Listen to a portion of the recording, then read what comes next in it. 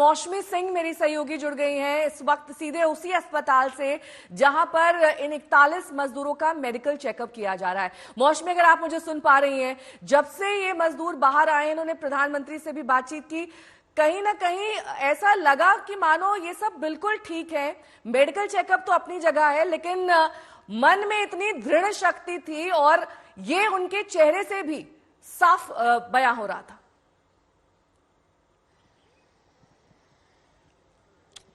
बिल्कुल, देखिए सबसे अहम बात जब बातचीत हुई प्रधानमंत्री से तो इन्होंने ये बताया कि हम लोग सब एक साथ थे और कभी भी ऐसा नहीं लगा कि कोई नाराज हो या कोई हताश हो, खासतौर से क्योंकि बाद में चार्जर्स भी भेज दिए गए थे और उनके पास मोबाइल फोन थे, तो उससे वो कम से कम समय या टाइमलाइन देख सकते थे कि कब सुबह हुई कब शाम हुई, क्योंकि टनल के भीतर पता नहीं था। तो एक साथ वो लोग कुछ मनोरंजन भी करते थे, योगा भी करते थे, साथ में वॉकिंग भी करते थे।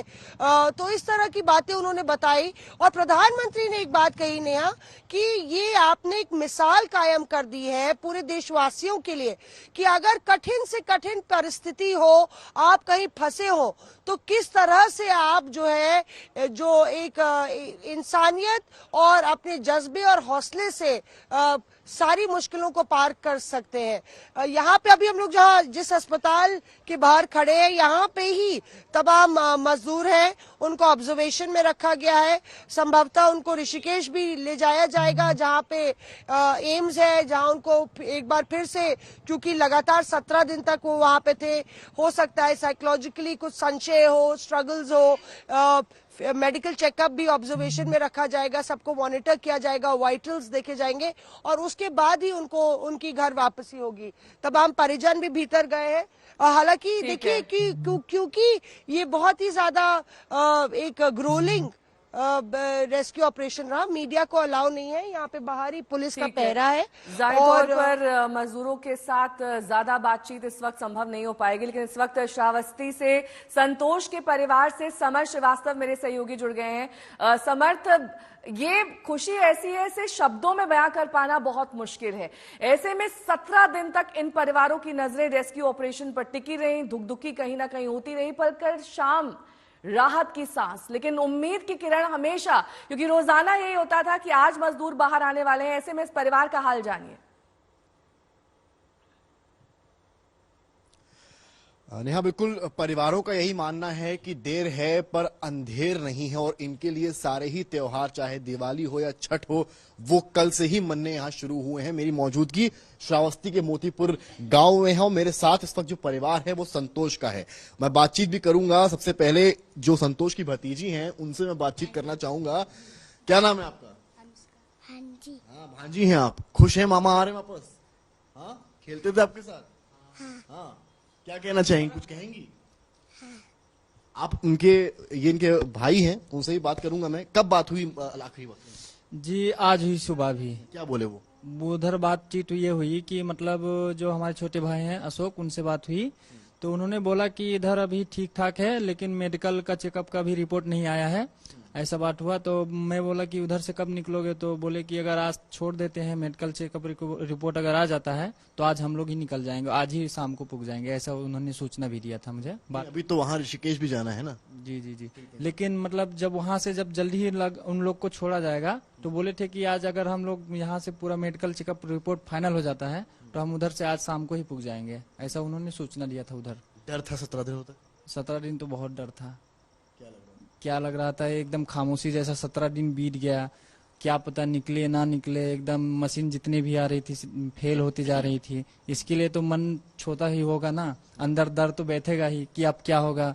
प्रधानमंत्री ने भी बातचीत करी है? जी जी जी, जब हमारे जो प्रधानमंत्री हैं मोदी जी, तो उन्होंने सही किया, जो मतलब वहां से जो बातचीत हुआ, अब हमारे जो प्रधानमंत्री हैं वो अच्छे हैं, तभी तो ये सब हो पाया। पत्नी है ना, उनसे भी बात कर लेता हूँ मैं एक बार। बेटा थोड़ा किनारे हुई। क्या कहेंगे? आप बहुत खुश लग रही है, मैं आपको शुरुआत से देख रहा हूँ। मैं तो बहुत खुश हूँ। संतोष वापस आ रहे हैं, जब बात हुई थी और अभी आपके चेहरे पर मैं मुस्कान देख रहा हूँ। हम तो बहुत खुश हैं, वो आ रहे हैं वो लोग। और क्या बोली? शुक्रिया अदा करेंगी? ठीक है, आप देख सकती हैं नेहा, खुशी जो है वो उनकी ठीक जो है। पत्नी है समर्थ उनके जाहिर चेहरे तौर पे पर साफ परिवार की खुशी यहाँ पर अलग अलग जगहों से हम दिखा रहे हैं। सीधे आपको लिए चलेंगे इस वक्त भोजपुर, जहां पर सबा अहमद का परिवार मेरे सहयोगी के साथ मौजूद है।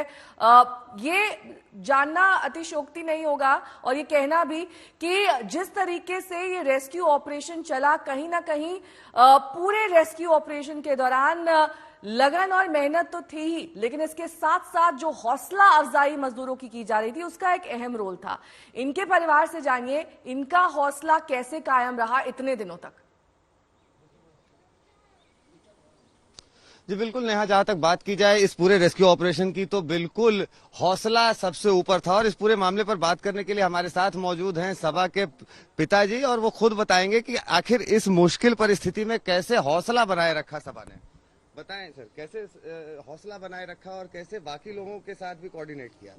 देखिए, हौसला वाला लड़के ही है, वो लड़का नर्वस होने वाला नहीं है, इसलिए हौसला बनाए रखा है। अब उसकी हर जरूरत बाहर से पूरी हो भी रही थी, लोग को मिल रही थी, इसलिए हौसला था। ऑक्सीजन मिल ही रहा है, पानी मिल रहा है, उन लोग को खाना मिल रहा है, तो हौसला तो बढ़ेगा ही। और बाहर से हम लोग हौसला देते थे, मगर फिर भी वो हम लोग को हौसला देता था। अब सब 40 मजदूर थे, एक दो तो थे नहीं, 41 थे टोटल, तो सब आपस में थे, तो सब एक दूसरे से बातचीत होती थी, एक्सरसाइज करते थे, खेलते थे लोग, तो हौसला बढ़ता था। वॉकिंग करते थे सुबह में, सब टहलते थे। हौसला ऊपर से कंपनी काम बहुत अच्छा करती थी, जानता था कि मेरी कंपनी हमको निकाल लेगी, सरकार निकाल लेगी हमको, इसलिए उसका हौसला बुलंद था। सभी का हौसला जो है वो बुलंद रखा अंदर में।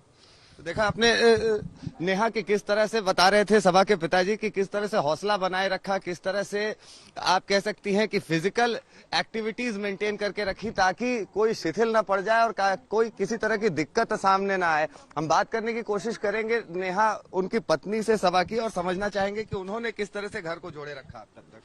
आप बताएं मैम कि किस तरह से आपने इस समय को काटा और किस तरह से पूरे परिवार को एकजुट रखा? जी, वो मतलब हमसे बात होती थी, वहाँ से वो हिम्मत बना के रखते थे हम लोग का, और सबको समझाते थे, हमको समझाते थे कि अम्मी पापा को समझाना देखना, बस यही बोलते थे कि हम ठीक हैं, तुम वहाँ पर सबको संभाले रहो। ठीक है, जाहिर तौर पर देश के अलग अलग कोनों से ये मजदूर पहुंचे थे यहाँ पर काम करने, और किसी ने ये नहीं सोचा था कि इस तरीके से एक टनल में 17 दिन तक इनकी जिंदगी और मौत के बीच जंग चलती रहेगी।